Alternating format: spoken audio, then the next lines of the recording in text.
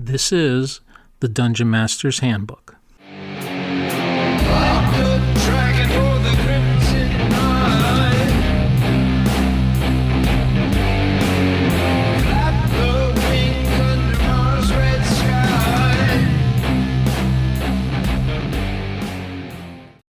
Hey everyone, it's Michael, also known as Chicago Wiz, and this is episode 59 of Dungeon Master's Handbook, and we're going to be talking about battle stations. This is no drill. Yep, we're going to be talking about Traveler. I know this is a podcast that I started out for Dungeons and Dragons, but my Traveler Battlestar Galactica campaign has kicked off, and I've been having some interesting discussions with another podcaster, Joe from the Decahedron podcast, about Traveler, and most recently about character generation and how character generation really makes a difference in introducing and setting the expectations of a game to the players.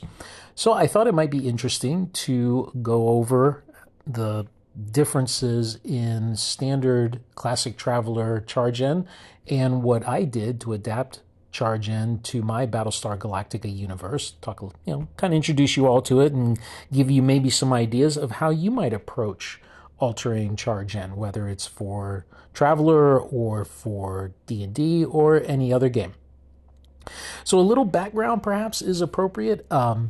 I conceived this Battlestar universe as being a combination of the lore from the 1978 series and the 2003 series. There are going to be spoilers probably in this of some aspects of those television shows, so if you haven't watched them, well, you need to pause this episode, go run, watch those great series, and come back. It might take you a while because the 2003 series, I think, was 4 seasons, plus the miniseries, plus the Blood and Chrome, plus the Cylon, the Plan episode, and so on. There's a lot there. But fortunately, spoilers will be minor, so I think you'll be fine. But I mashed all that together because I found aspects of each television series very interesting to me. I found some of the background information for the 1978 series, how the Cylon attack on the colonies progressed, and how the show presented the refugee fleet making its way through the universe.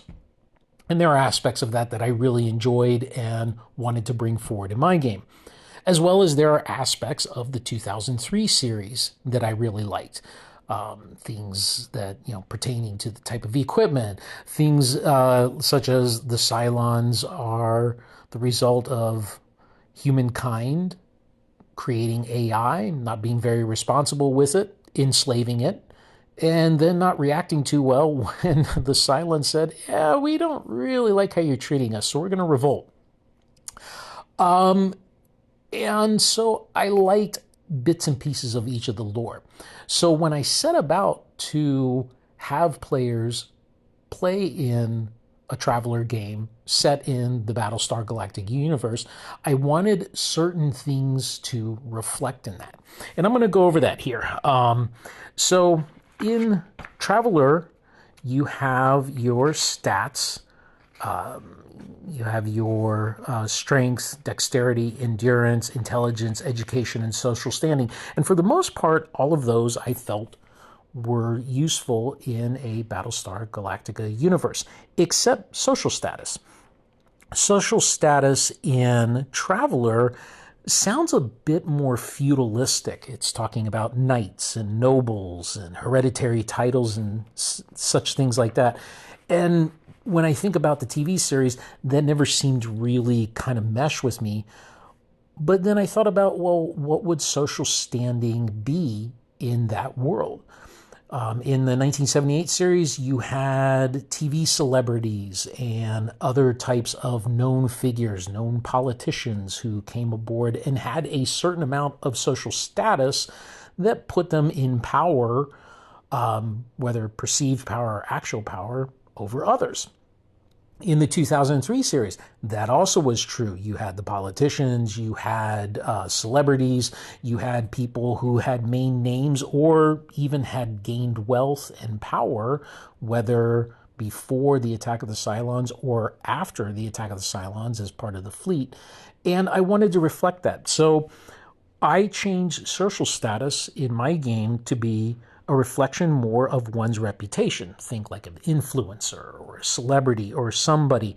And the higher your social status, then the more that a player might be able to wield that attribute in a particular situation where maybe they needed to convince somebody or they needed to get some information or just whatever they needed to do within the fleet, then they could use that social status and possibly get that. So kind of similar to Traveler, but not really. But, I felt the distinction was important, and so I made it, and so far the players have rolled with it pretty well.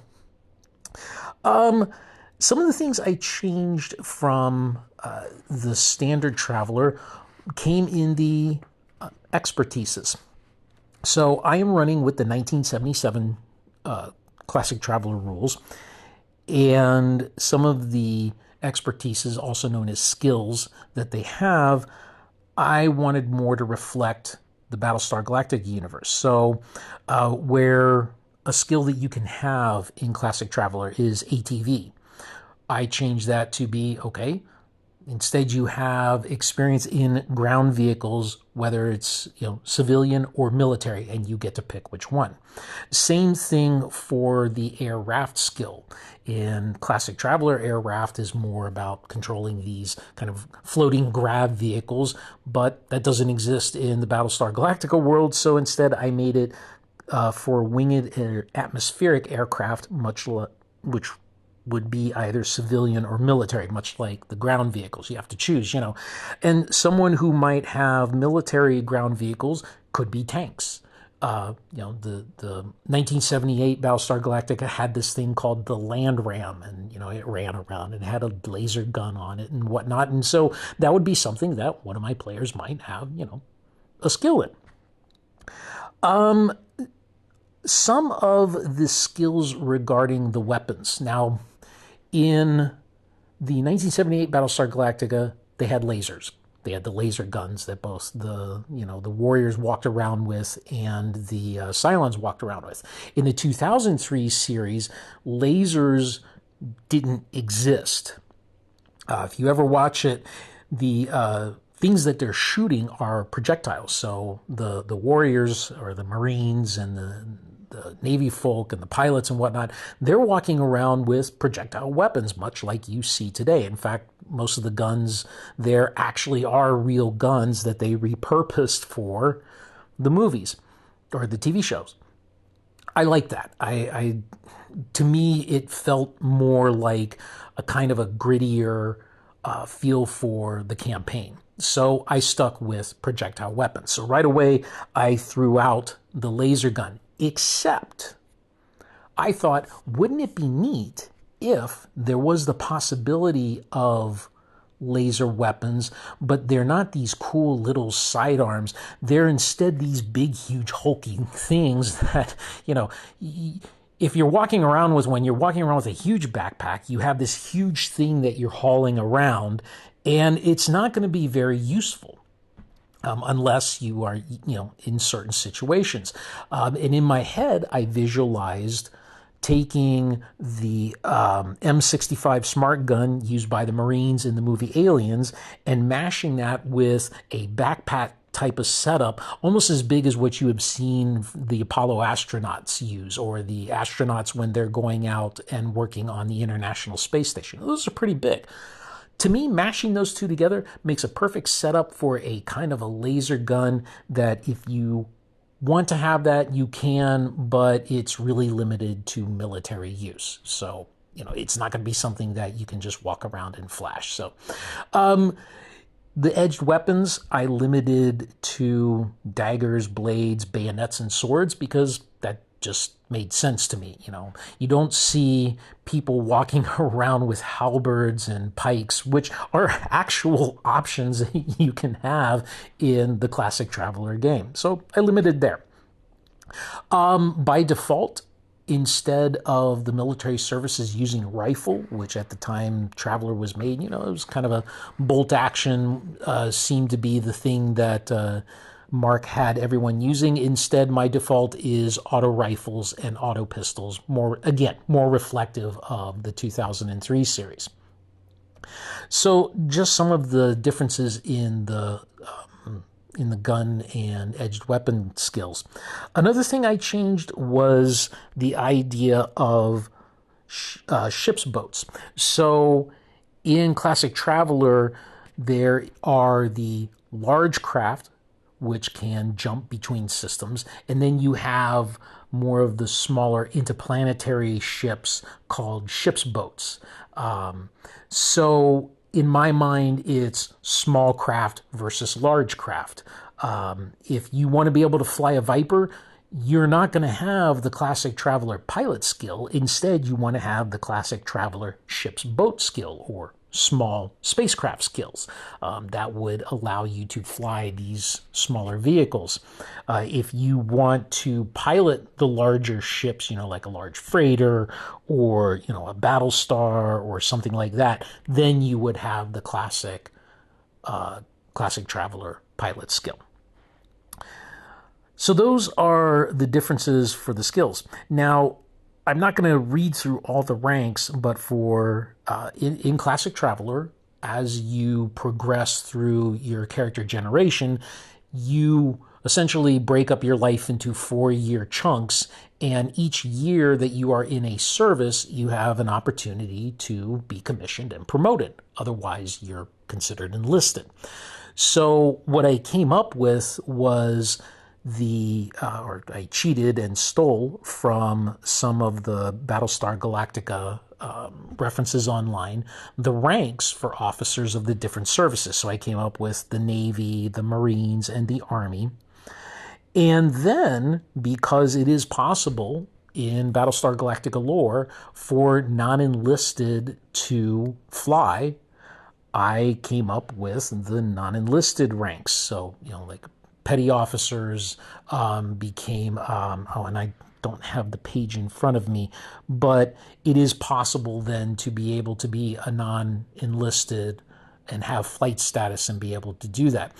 For those of you that remember the 1978 series, Jolly was not an officer. Jolly was an enlisted person, which I found kind of interesting. Oh, here it is. I've got it right here. It's the flight yeoman, flight private, flight corporal, flight sergeant, senior flight sergeant. So basically, I put the name flight in front of the non-commissioned rank. And I did give non-commissioned rank. So it is possible for someone to go through Chargen and be able to never get commissioned. So instead, what I have my players do is if they never get commissioned, then they will be able to determine what enlisted rank they have. And to do that, they're basically checked to see if they were promoted. So as you're going through each term and you are checking for if you're commissioned or not, even if you're commissioned or not, you still check for promotion. And that will determine if you move up the ranks as an enlisted person or as an officer. Okay. And again, why did I do that? Why did I put the time there? More to ground people into the idea of the colonial services versus the Traveler Third Imperium. At the end of the day, does it really make a difference? Probably not, but it still just further implants in your mind that idea that, oh, this is a different setting, so the militaries are different, and there's a little bit of a different flavor there. One of the things that I wanted to have possible was, since the attack on the colonies is rather sudden, I wanted there to be the possibility that players might actually still be in the service, which may or may not give them some interesting options in what they're doing. So when you check for re-enlisting, or when you are checking for mustering out, you will see if you are still in service at the time of the Battle of Simtar, which is when the Cylons attacked the colonies. And if you are still in service, then, it's so reflected. You're not actually mustered out, which affects the next part of Classic Traveler character generation, which is the mustering out benefits. And that's what everybody likes to do, because in Classic Traveler, when you muster out, if you're part of the Marine or the Merchants or the Scouts, you have the possibility of getting a spaceship. Now, I felt that in the Battlestar Galactica universe, this was going to be very not much in line with how I saw things happening. If you watched especially the 2003 series, you really didn't see very many private people running around with their own spaceship. And in my head, it probably was more likely you had to be very rich, or you had to be affiliated with a corporation or own your own corporation before you're going to have access to or actually own some sort of interplanetary or interstellar craft. So I actually modified the mustering out benefits for all of the services. And here's what I came up with. I substituted the passages. So what's a passage? In Classic Traveler, the idea is you travel. And you may not own a ship, but you may still want to travel between the various systems and whatnot. So there's the idea that you could muster out what's known as passage. And passage is broken up into high passage, which means is you've got first class accommodations. There's mid passage, middle passage, which is basically, economy class. And then there's low passage, where essentially they put you in cryo sleep, stick you in a freezer, and hopefully you'll wake up when they reach their destination. Classic Traveler actually has you perform a roll to see, did you survive the wake-up process?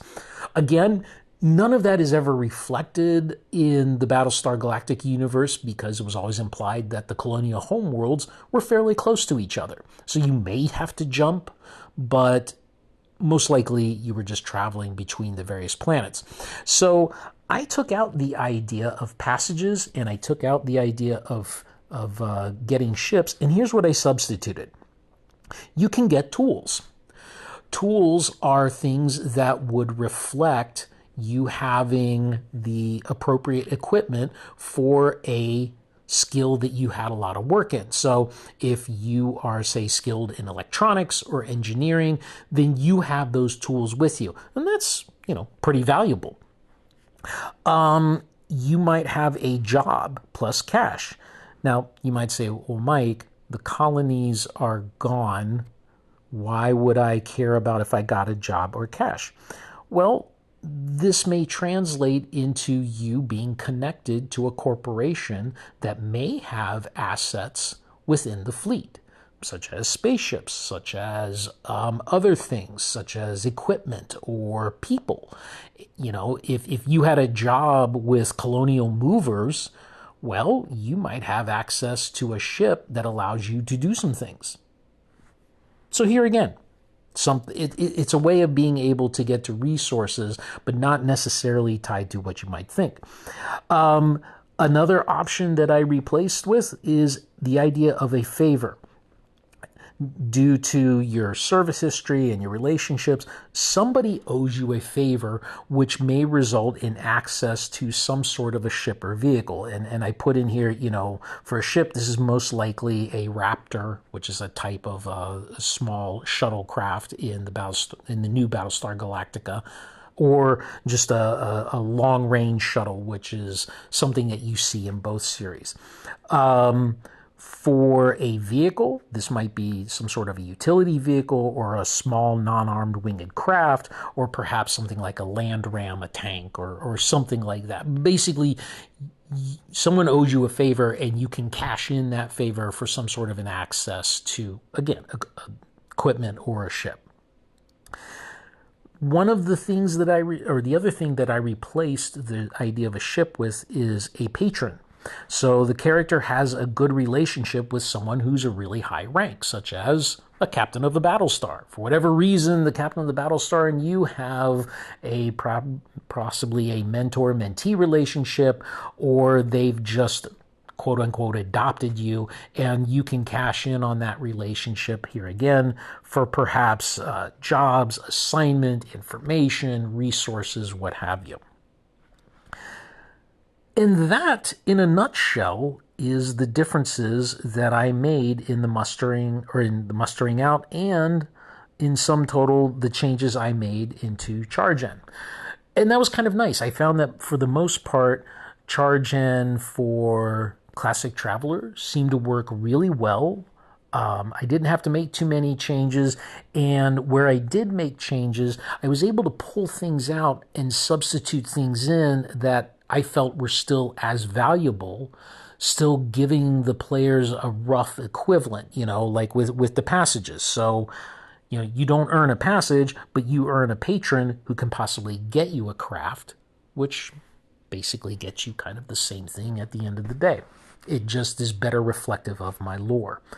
With the skills, certainly, more reflective of the kinds of things that I see happening in the colonial world rather than in the Classic Traveler implied world. So that is, in a nutshell, the changes that I made. And the players have gone with that, and it seems to have worked out really well so far. All right, so I'm hitting about the 20-minute mark, so I'm going to close this episode. I do have some call-ins, but I'm going to save them for a podcast to come out next week, because one of the call-ins / emails is going to take me a little while to answer, and I think it's got some good questions on putting together campaigns and dealing with them. All right, that's it. Hope you're enjoying yourselves, and until next time, game on.